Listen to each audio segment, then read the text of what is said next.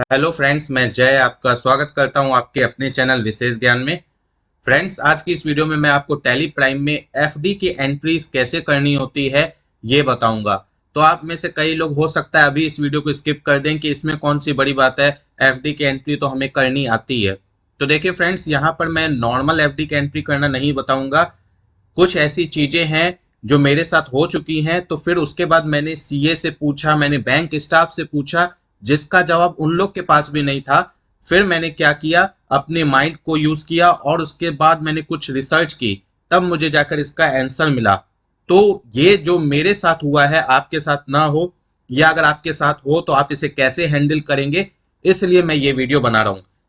FD की entries करना कोई बड़ी बात नहीं है, लेकिन जो सिचुएशन मेरे साथ हुई है वो सिचुएशन अगर आपके साथ हो रही है या होने वाली है तो आप उस सिचुएशन में कैसे एंट्रीज करेंगे, ये आज की वीडियो में आप सीखेंगे। तो प्लीज आपसे ये रिक्वेस्ट है कि इस वीडियो को आप कंप्लीटली देखें, और अगर आपकी कोई राय है तो आप मुझे वो भी कमेंट बॉक्स में बता सकते हैं। तो देखिए फ्रेंड्स, मेरे साथ हुआ क्या, मैंने एचडीएफसी बैंक में एफडी ओपन करवाई ऑनलाइन। जैसे हम लोग नेट बैंकिंग वगैरह यूज करते हैं तो उसके थ्रू मैंने अपने से घर पर बैठे बैठे एफडी ओपन करवाई अपनी सेविंग अकाउंट से। ठीक है।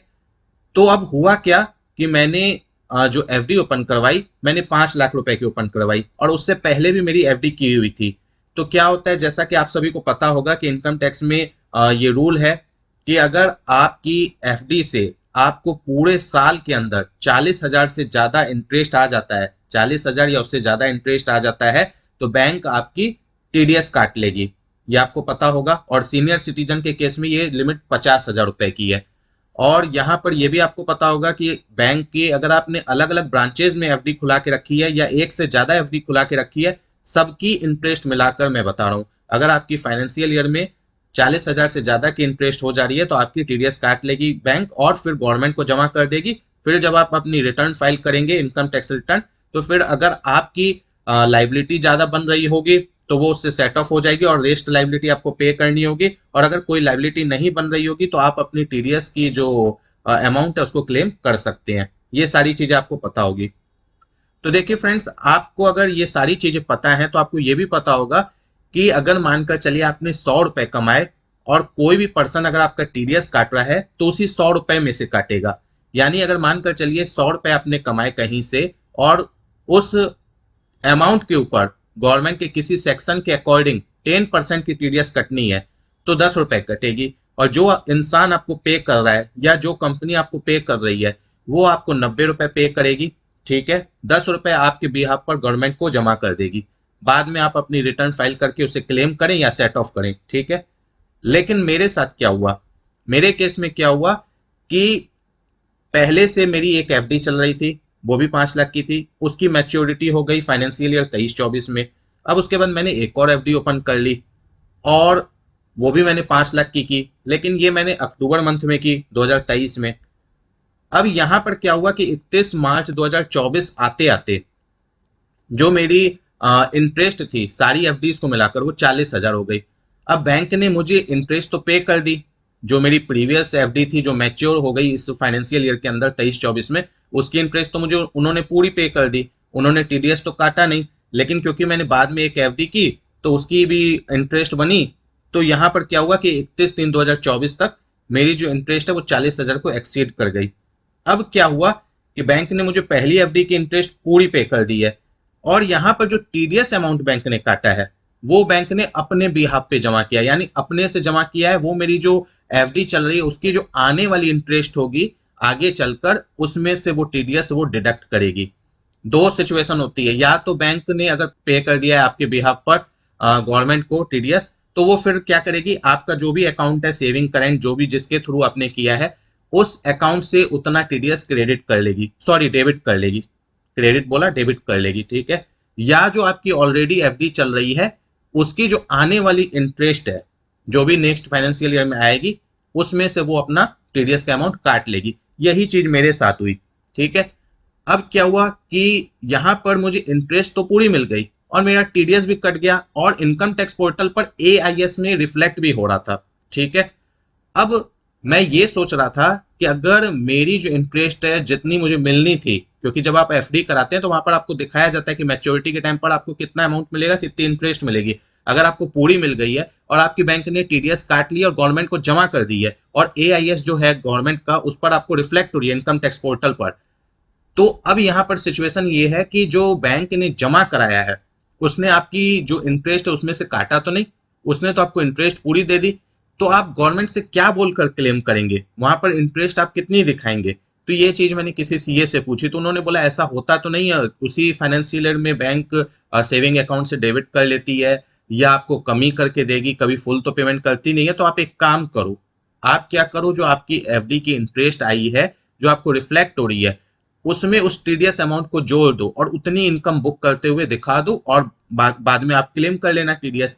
तो मुझे यहाँ पर एक बात ध्यान आई कि अगर मैं उसमें वो जो टीडीएस अमाउंट है जोड़ दूं इंटरेस्ट के ऊपर, तो अगर मानकर चलिए मेरी इंटरेस्ट है 41,000 की, जैसा कि अब मैं आपको एआईएस दिखा रहा हूं, देखिए आपको यहाँ पर मैंने स्क्रीनशॉट ले रखी है, ये मेरी इंटरेस्ट थी 41,927, यानी पूरे साल में मेरी जो इंटरेस्ट है 41,927 की है, और ये एआईएस जो गवर्नमेंट का इनकम टैक्स पोर्टल है वहां पर रिफ्लेक्ट हो रहा है, बैंक ने रिपोर्ट कर दिया है। ठीक है, तो 40,000 से ज्यादा है तो इस पर मेरी टीडीएस कटेगी, तो टीडीएस कटी है 4193 रुपए। अब अगर मैं इस पर ये जोड़ दूं, दोनों को जोड़ दूं और ये दिखाऊं कि मेरी इंटरेस्ट है, तो अब आप यहां पर सोचिए कि ये जो मेरा अमाउंट है ये तकरीबन 44 या 45,000 के आसपास का हो जाएगा। ठीक, तो जब ये 45 या 44,000 का होगा तो इसका 10% जब टीडीएस कटेगा तो 4400 या 4500 कटेगा ना, 4100 क्यों कटेगा? पहली गलती तो यहाँ पर ये है, अगर मैं सीए की बात मान लेता तो मुझसे एक मिस्टेक हो सकती थी। दूसरी बात, जब मैंने एचडीएफसी बैंक की जो वेबसाइट है वहां से नेट बैंकिंग के थ्रू जब मैंने इंटरेस्ट सर्टिफिकेट जो होता है जो हम लोग डाउनलोड करते हैं, जो लोग यूज नहीं करते नेट बैंकिंग तो वो लोग बैंक से ले लेते हैं, वहां से मैंने इंटरेस्ट सर्टिफिकेट डाउनलोड किया, वहां पर भी मुझे कुछ नहीं रिफ्लेक्ट हो रहा है कि बैंक ने जो टीडीएस काटी है ये कैसे मेरा एडजस्ट होगा, कब एडजस्ट होगा, कहाँ एडजस्ट होगा, और वो भी फाइनेंशियल ईयर खत्म होने के 2-3 महीने बाद तक भी कुछ ऐसा नहीं हुआ है कि मुझे पता चल पाए कि मेरे अकाउंट से कट गया है या नहीं कटा है। ठीक है, तो फिर मैंने टीडीएस रिपोर्ट डाउनलोड की, ये कहां से की? मैंने एचडीएफसी बैंक की नेट बैंकिंग के थ्रू ही की। तो उसमें बैंक ने मुझे ये रिफ्लेक्ट किया कि जो आपकी रनिंग एफडी है उसकी जो एक्रूड इंटरेस्ट है उससे हम आपकी जो ये टीडीएस अमाउंट है उससे हम डिडक्ट कर लेंगे आने वाले फ्यूचर में। ठीक है, तो देखिए फ्रेंड्स, अभी मैं आपको वो जो टीडीएस रिपोर्ट है वो मैं आपको दिखा रहा हूं, तब आपको क्लियरली समझ में आएगा कि ये वीडियो बनाने का मेरा पर्पस क्या है। ये सिचुएशन बहुत से लोगों के साथ हो सकती है, अलग अलग जो भी बैंक्स में आपने अपना एफडी ओपन रखा है तो वहां पर अगर आपकी 40,000 से अबव की इंटरेस्ट बन रही है तो आपके साथ भी ऐसी सिचुएशन हो सकती है, जरूरी नहीं है लेकिन हो सकती है। और अगर आपने 15H या 15G फॉर्म वगैरह दे रखे हैं तो आपकी टीडीएस नहीं कटेगी। देखिए यहां पर मैं आपको टीडीएस की जो रिपोर्ट है वो मैं अब आपको दिखा रहा हूं। यहां पर मैंने ये सारी चीजें, कुछ चीजें छुपा के रखी है प्राइवेसी के लिए। यहाँ पर देखिए मेरी 1 2 3 4 एफडी थी। ठीक है, चारों एफडी का नंबर आपको रिफ्लेक्ट हो रहा है, और यहाँ पर जो पहली एफडी थी उसमें 10,422 रुपए रिफ्लेक्ट हो रहे हैं। ये जो अमाउंट है आप देख सकते हैं, यहाँ पर एक कॉलम है इंटरेस्ट अमाउंट का, एक है एक्रूड इंटरेस्ट का। इन दोनों का क्या मतलब है, सबसे पहले मैं ये आपको बता दूं। देखिए जब आप एफडी ओपन करते हैं तो दो तरह की एफडी होती है, एक क्यूमुलेटिव होती है, एक नॉन क्यूमुलेटिव होती है। जो क्यूमुलेटिव होती है उसमें क्या होता है कि बैंक के ऊपर है, किसी में ईयरली, किसी में हाफ ईयरली, किसी में क्वार्टरली, किसी में मंथली, जो भी इंटरेस्ट होती है वो आपकी जो एफडी का अमाउंट है उसमें वो क्या होती है, एड ऑन होती चली जाती है। ठीक है, और फिर कंपाउंडेड इंटरेस्ट आपको मिलती है। जब आपकी मैच्योर होती है एफडी तो वहां पर आपको क्या मिलती है, कंपाउंडेड इंटरेस्ट मिलती है, जो भी इंटरेस्ट रेट होती है। और अगर नॉन क्यूमुलेटिव आपने एफडी करा रखी है तो उसमें क्या होता है, जो भी आपको इंटरेस्ट मिलेगी वो जो फाइनल फिगर है उसके ऊपर डायरेक्टली मिलेगी, यानी यहाँ पर कोई कंपाउंडिंग नहीं होगी और यहाँ पर कोई भी इंटरेस्ट आपकी एड ऑन नहीं होगी आपकी अमाउंट के साथ। ठीक है, तो ये जो मेरी एफडी है ये क्यूमुलेटिव है। ठीक है, यानी यहाँ पर मुझे कंपाउंडेड इंटरेस्ट मिलेगी। यहाँ पर क्या, ये जो पहली एफडी है इसमें मेरी इतनी इंटरेस्ट बनी, 10,424 रुपए बनी। इससे पहले मेरी जो इससे, क्योंकि ये जो मेरी एफडी है ये 22-23 की है तो इसमें 4,017 रुपए कुछ ऐसे मेरी इंटरेस्ट बनी थी, जो कि एक्रूड इंटरेस्ट थी। 31/3/2023 तक वो मेरी इंटरेस्ट बनी थी और वो एक्रूड थी, यानी वो इंटरेस्ट जो बन तो चुकी है 31/3 तक, लेकिन आपकी एफडी के अमाउंट में उसे एड ऑन नहीं किया गया है। समझ रहे हैं आप बात, उसे एड ऑन नहीं किया गया है तो वो एक्रूड इंटरेस्ट होती है। यानी किसी भी साल की इंटरेस्ट बन जाए, यानी वो आपकी बन गई, आपको मिलनी है, लेकिन वो एफडी में जोड़ा नहीं गया है, तो वो एक्रूड इंटरेस्ट होती है, और वो इंटरेस्ट जो आपकी बन गई और एफडी के अमाउंट में जोड़ दिया गया, अब उसके ऊपर भी इंटरेस्ट कैलकुलेट होगी, तो वो आपकी होती है इंटरेस्ट अमाउंट। ठीक है, तो ये मेरी 4017 प्रीवियस ईयर में बन चुकी थी, यानी 22-23 में। फिर मुझे 23-24 में 10,422 रुपए मिल गए मैच्योरिटी के टाइम। ठीक है, उसी तरीके से मेरी ये एफडी थी, इसमें 14,000 रुपए मेरी इंटरेस्ट बनी।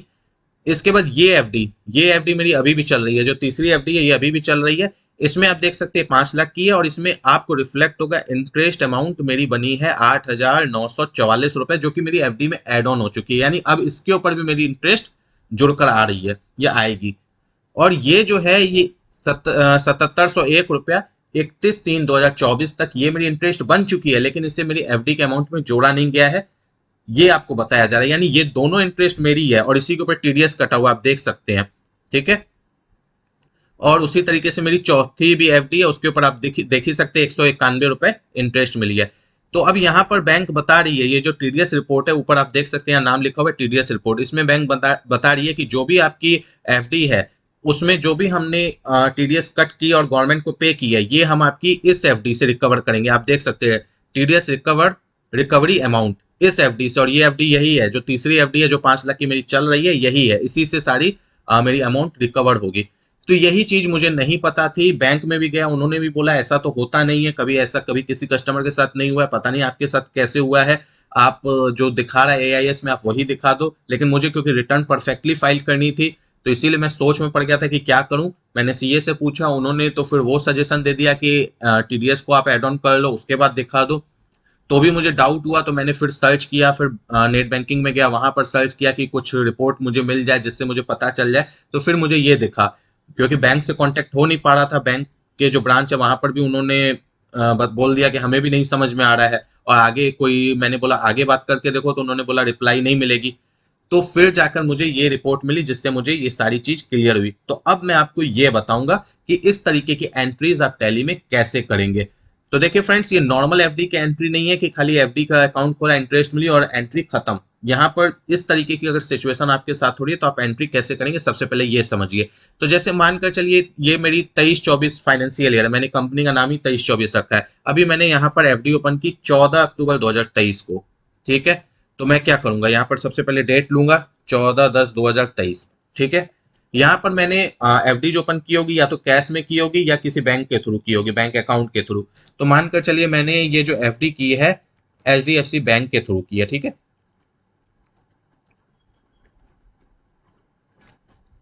अभी मैंने कोई लेजर में ज्यादा डिटेल्स नहीं डाली है, सिर्फ आपको समझाने के लिए एंट्री कैसे करनी है वो मैं आपको समझाना चाह रहा हूँ। लेजर्स वगैरह बनाना आपको आता होगा, इसीलिए मैं ये सारी चीजें नहीं बता रहा हूँ।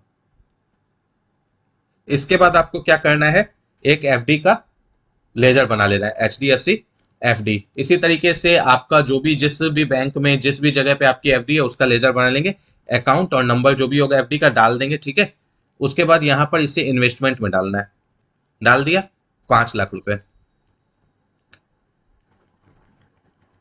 ये हो गई, जब हम एफडी ओपन कराते हैं तो उसकी एंट्री ऐसे होती है, ये बैलेंस शीट में आपको रिफ्लेक्ट होगी, करंट एसेट में और आपको इन्वेस्टमेंट के अंदर। ठीक है, अब मानकर चलिए जैसे जो मेरा ये केस है, इसके हिसाब से 23-24 में मेरी ये जो इंटरेस्ट है 8,944, ये मेरी इसमें क्रेडिट हुई है, 5 लाख के अंदर जुड़ी है। और ये जो 7701 रुपया है ये मेरा एक्रूड इंटरेस्ट है, जो कि जुड़ा नहीं है लेकिन बन चुका है। ठीक है, और क्योंकि इंटरेस्ट था एफडी का 7.1 ये है। ठीक है, अब देखिए फ्रेंड्स, यहाँ पर ये एक बात समझिएगा, क्योंकि बैंक तो आपको बायफर्केट करके नहीं बता रहा है, क्योंकि आपके अकाउंट में क्रेडिट थोड़ी ना हो रहा है जो आपको डेट पता चल जाएगी किस डेट को मेरी एफडी में इतना अमाउंट जोड़ दिया गया, नहीं जोड़ा गया। बैंक ना ही कोई इसकी डेट बता रहा है। ठीक है, ये तो मैंने जो एचडीएफसी का एफडी कैलकुलेटर है गूगल पर, मैंने वहां पर सर्च किया तो उसमें पता चल गया कि किस डेट को ये मेरे उसमें क्रेडिट हुई होगी, 5 लाख में कब ये अमाउंट जुड़ गया होगा 8,944 का। लेकिन बैंक नहीं बताता, ना ही उसके इंटरेस्ट सर्टिफिकेट में ये सारी चीजें आती है। तो आपको करना क्या है, सिंपली ये सारी चीजें नहीं सोचनी कि डेट कौन सी लेंगे, सीधे आपको जर्नल वॉचर में जाना है, और जो ईयर एंड है उसमें आपको क्या करना है, 31/3 को ये एंट्री पास करनी है। ठीक है, अगर आपकी एफडी मैच्योर नहीं हुई है उस टाइम तक, यानी उस फाइनेंशियल ईयर में मैच्योर नहीं हुई तब की मैं बात कर रहा हूँ, और आप ये सारी एंट्री करने से पहले जो भी आपकी बैंक है वहां से इंटरेस्ट सर्टिफिकेट ले लेंगे, कुछ जो सरकारी बैंक है वहां तो शायद मिलता है कि नहीं मैं नहीं बोल सकता, लेकिन जो प्राइवेट बैंक है वहां मिल जाता है। इंटरेस्ट सर्टिफिकेट ले लेंगे, ऑनलाइन डाउनलोड भी कर सकते हैं या बैंक में जाके मांग भी सकते हैं। इसके अलावा एआईएस से भी मैच कर लेंगे कि क्या इंटरेस्ट सर्टिफिकेट में जो अमाउंट दिख रही है वो इनकम टैक्स के जो पोर्टल है एआईएस उसमें भी रिफ्लेक्ट हो रही है या नहीं, कोई डिफरेंस है तो फिर उसकी जांच करेंगे। अगर सेम है तो एंट्री कैसे होगी।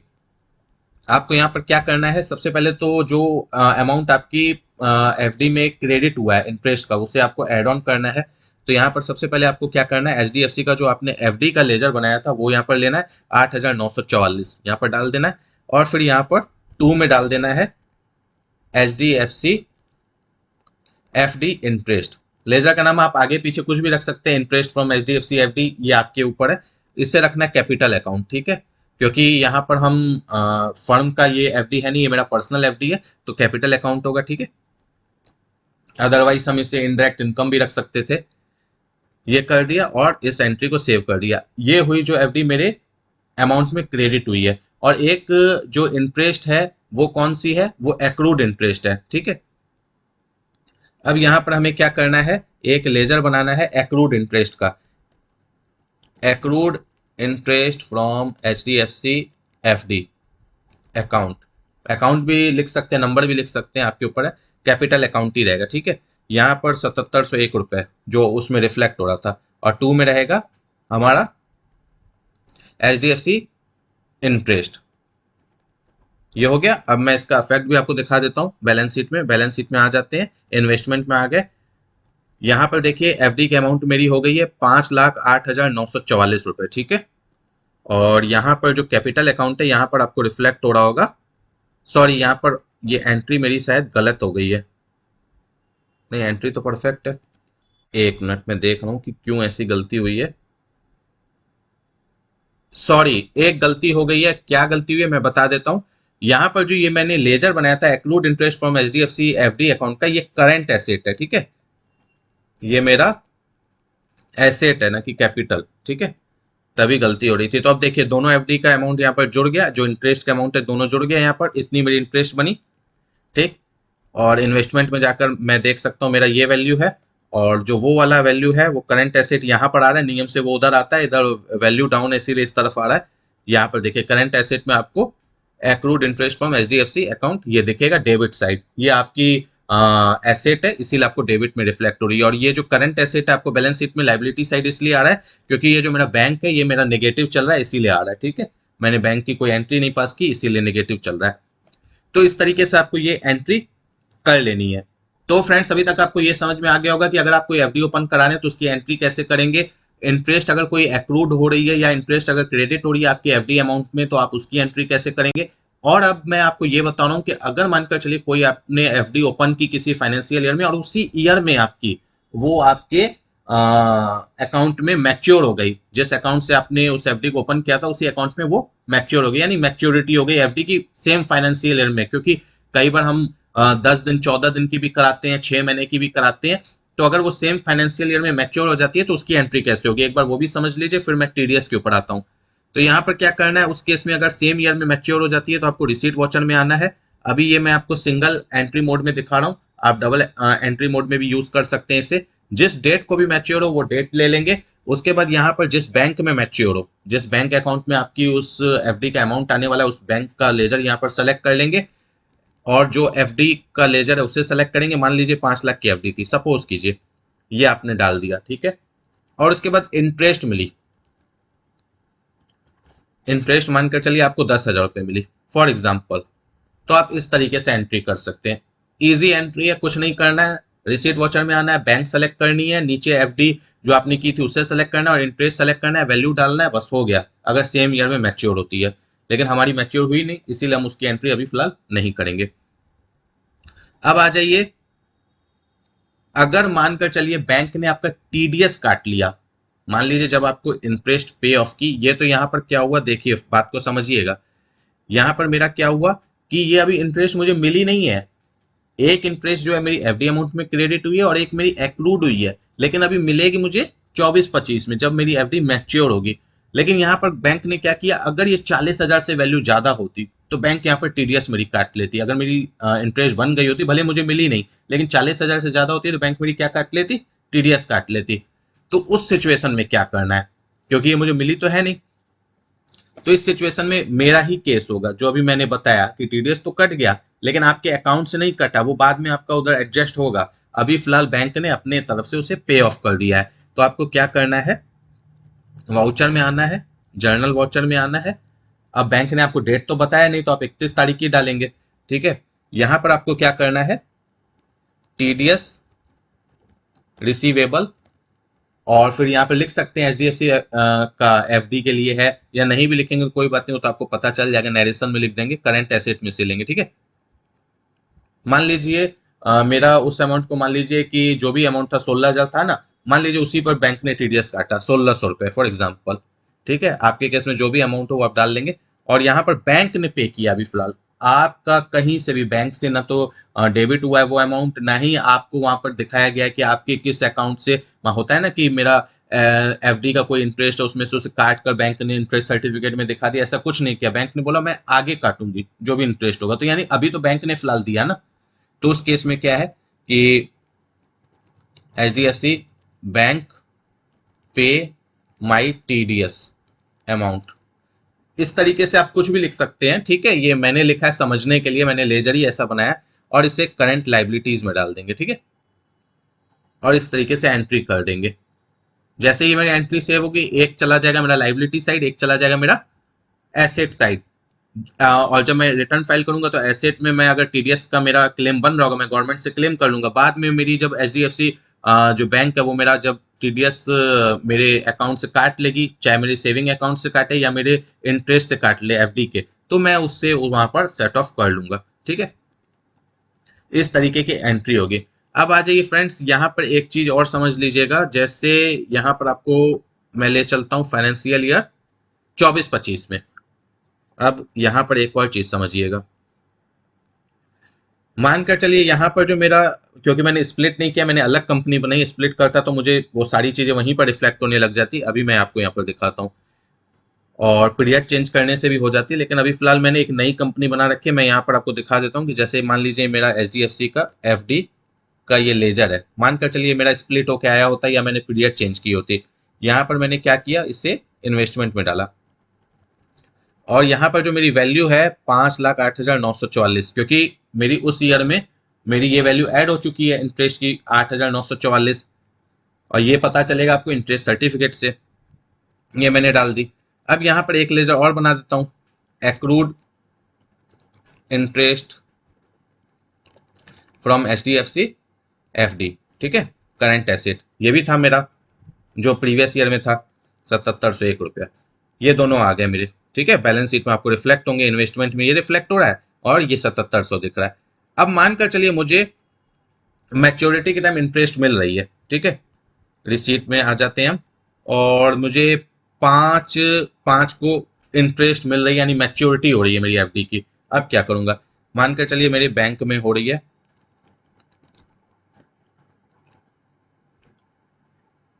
5,20,000 हो रही है। ठीक है, एफडी यहां पर आ जाएगी 5,00,000, ये मैच्योरिटी के टाइम बता रहा हूं। ठीक है, सॉरी, 5,08,944, ये पूरा आ जाएगा अमाउंट, ये हो गया। एक्रूड इंटरेस्ट भी आ रही है 7,701 रुपया। ठीक है, और जो अब मुझे इंटरेस्ट मिल रही है, जो इस साल मिल रही है यानी 24-25 में,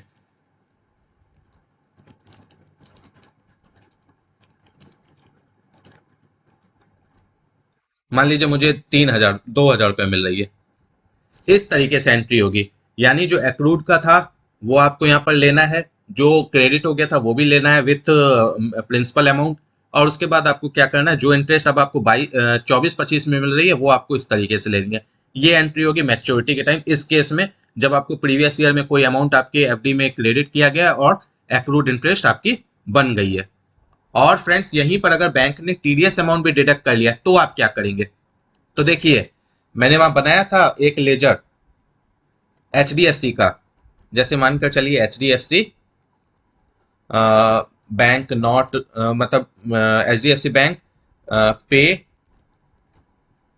TDS on behalf of me. ठीक है, वहां से मैं जब लेजर ले आऊंगा स्प्लिट करके या पीरियड चेंज करके, तो वो तो ऑटोमेटिक आ जाएगा यहाँ पर, क्योंकि मैंने नई कंपनी बनाई है, मैं खुद से बना रहा हूँ, इसीलिए मैं इस तरीके से बना रहा हूँ। ठीक है, करंट लायबिलिटीज और 1600 रुपए, सॉरी इसमें वो आया नहीं, एक मिनट, एक मिनट, मैं इसे यहां से ठीक कर लेता हूँ। नीचे मुझे ओपनिंग बैलेंस नहीं डालने दिया था वहां पर इसने। यहाँ पर मान लीजिए 1600 रुपये मैंने दिखाए थे ना कि इसने मेरे बिहाफ पर जमा किए हैं। ठीक है, और जो टीडीएस है वो तो मैंने गवर्नमेंट से क्लेम कर लिया, वो तो मुझे गवर्नमेंट की तरफ से आ जाएगा, तो उसकी एंट्री यहाँ नहीं होगी क्योंकि इसने मेरे बिहाफ पे किया है। तो अब मैं इसकी एंट्री आपको दिखाऊंगा। यहाँ पर मैं ले लूंगा बैंक, यहाँ पे ले लूंगा HDFC FD 5,08,944, और एक्रूड इंटरेस्ट ले लूंगा 7,701 रुपए, और इंटरेस्ट जो इस साल मुझे मिली है 2,000 मानकर चलिए फॉर एग्जाम्पल। और यहाँ पर क्या है, मैं ले लूंगा जो HDFC का जो है, ये अब मेरा इस जगह से काटेगा। तो अब काटेगा तो क्या, 1600 रुपये मेरा काटेगा, बात समझिएगा, 1600 रुपये मेरी कटिंग होगी यहाँ पर। अब 1600 तो कटिंग होगी, तो यानी मुझे इंटरेस्ट पूरी 2,000 नहीं मिलेगी। अगर यहाँ पर टीडीएस कटने वाली है तो मुझे इंटरेस्ट पूरी 2,000 नहीं मिलेगी। यहाँ पर मुझे क्या मिलेगी, 400 रुपये की इंटरेस्ट मिलेगी, और 1600 यहाँ पर ये एडजस्ट हो जाएगा। सॉरी, यहाँ पर इस तरीके से एडजस्टमेंट नहीं हो पाएगी, ये मुझे थोड़ा सा इसका मोड चेंज करना पड़ेगा, डबल एंट्री मोड में लाना होगा। ठीक है, अब यहाँ पर आप देखिए, पहले यहाँ पर मुझे रखना होगा HDFC FD। एक बार मैं पीछे निकल जाता हूँ, फिर से करता हूँ। HDFC FD 5,08,944, zero. टू में फिर डालना होगा मुझे ये 1600 रुपये जो इसके थे, बैंक, सॉरी ये बाय में डालना होगा, गलत कर रहा हूँ मैं।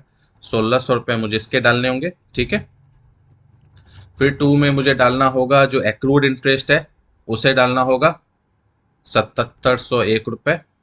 क्लियर, ये दोनों चीज क्लियर। अब जो मुझे इंटरेस्ट मिली, जो इंटरेस्ट मुझे इस साल मिली, अब वो मुझे क्या करनी होगी, यहां पर डालनी होगी इंटरेस्ट फ्रॉम HDFC बैंक।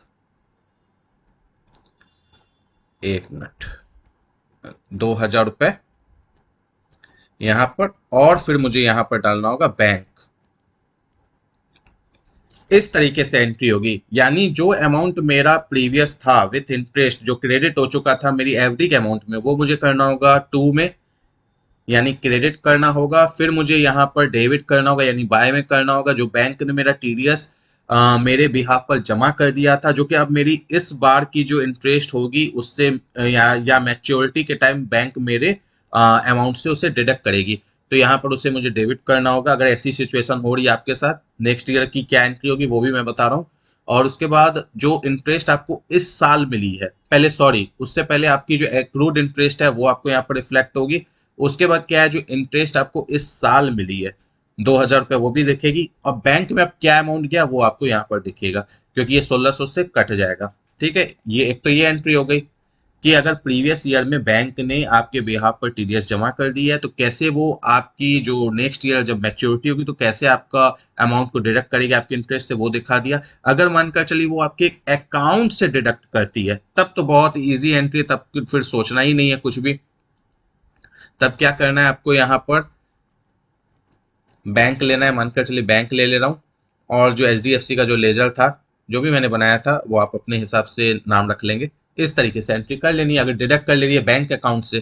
ठीक है, और अब यहाँ पर एक केस और भी सीख लेते हैं कि अगर मानकर चलिए कि मैच्योरिटी टाइम, चाहे वो सेम फाइनेंशियल ईयर में हो या नेक्स्ट फाइनेंशियल ईयर में हो, मैच्योरिटी टाइम जो बैंक है वो टीडीएस कट कर ले रही है मेरे ही उस इंटरेस्ट से जो कि एफडी का इंटरेस्ट बन रहा है, तो उस टाइम पर क्या एंट्री होगी। मानकर चलिए यहाँ पर मैं सबसे पहले यहाँ पर ये जो भी चीजें हैं इसे मैं हटा देता हूँ। ठीक है, इसे मैं जीरो कर देता हूँ, जीरो कर देता हूँ। मैं ये दिखाना चाह रहा हूँ कि सेम ईयर में मेरी कोई एफडी है और उसमें अगर मानकर चलिए बैंक टीडीएस मेरा डिडक्ट कर रही है इंटरेस्ट पे करने के टाइम पे, तो कैसे एंट्री होगी वो भी आप देख लीजिए। जैसे मानकर चलिए पेमेंट वाउचर में मैं जा रहा हूँ और 5 तारीख को मैंने कोई एक एफडी ओपन की